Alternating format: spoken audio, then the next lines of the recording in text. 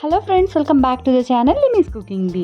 ಬನ್ನಿ ಇವತ್ತು ರಿಫ್ರೆಶಿಂಗ್ ಹಾಗೂ ಹೆಲ್ದಿ ಆಗಿರುವಂಥ ಲೆಮನ್ ಟೀನ ಯಾವ ರೀತಿ ಮಾಡ್ಕೊಳ್ಳೋದು ಅಂತ ನೋಡ್ಕೊಂಡು ಬರೋಣ. ಲೆಮನ್ ಟೀ ಮಾಡ್ಕೊಳ್ಳೋಕ್ಕೆ ಇಲ್ಲಿ ನಾನು ಒಂದು ಪಾತ್ರೆ ತಗೊಂಡಿದ್ದೀನಿ. ಅದಕ್ಕೆ 2 ಗ್ಲಾಸ್ ಆಗೋಷ್ಟು ನೀರು ತಗೊತಿದ್ದೀನಿ. ಈ ಕಪ್ ಬಂದು 125 ml ಇರೋವಂಥ ಕಪ್ಪು. ಸೊ ಇದರಲ್ಲಿ ನಾನು 2 ಕಪ್ ಆಗೋಷ್ಟು ನೀರನ್ನ ಸೇರಿಸ್ಕೊತಿದ್ದೀನಿ. ಇದು ಸ್ವಲ್ಪ ಕುದಿ ಬರಬೇಕು. ಕುದಿ ಬಂದಮೇಲೆ 1 ಟೇಬಲ್ ಸ್ಪೂನ್ ಆಗೋಷ್ಟು ಸಕ್ಕರೆನ ಹಾಕ್ಕೊತಿದ್ದೀನಿ. ನಿಮ್ಗೆ ಸಕ್ಕರೆ ಇಷ್ಟ ಇಲ್ಲ ಅಂದರೆ ಲಾಸ್ಟಲ್ಲಿ ನೀವು ಜೇನುತುಪ್ಪನ ಕೂಡ ಆ್ಯಡ್ ಮಾಡ್ಕೋಬೋದು. ಸೊ ಸಕ್ಕರೆ 1 ಟೇಬಲ್ ಸ್ಪೂನಷ್ಟು ಹಾಕ್ಕೊಂಡು ಚೆನ್ನಾಗಿ ಮೆಲ್ಟ್ ಆಗಬೇಕು. ಸಕ್ಕರೆ ಎಲ್ಲ ಕೂಡ ಹೈ ಫ್ಲೇಮಲ್ಲಿ ಇಟ್ಕೊಂಡು ಮೆಲ್ಟ್ ಮಾಡ್ಕೊಳ್ಳಿ.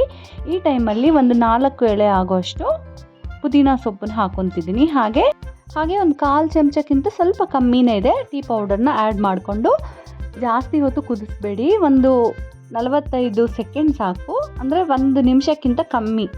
ಸೊ ಅಷ್ಟೇ, ನೋಡ್ತಿದ್ರಲ್ಲ ಕುದಿ ಬಂದಿದೆ. ಇವಾಗ ಸ್ವಿಚ್ ಆಫ್ ಮಾಡಿಕೊಂಡು ಲೆಮನ್ನ ಕಟ್ ಮಾಡ್ಕೊತಿದ್ದೀನಿ.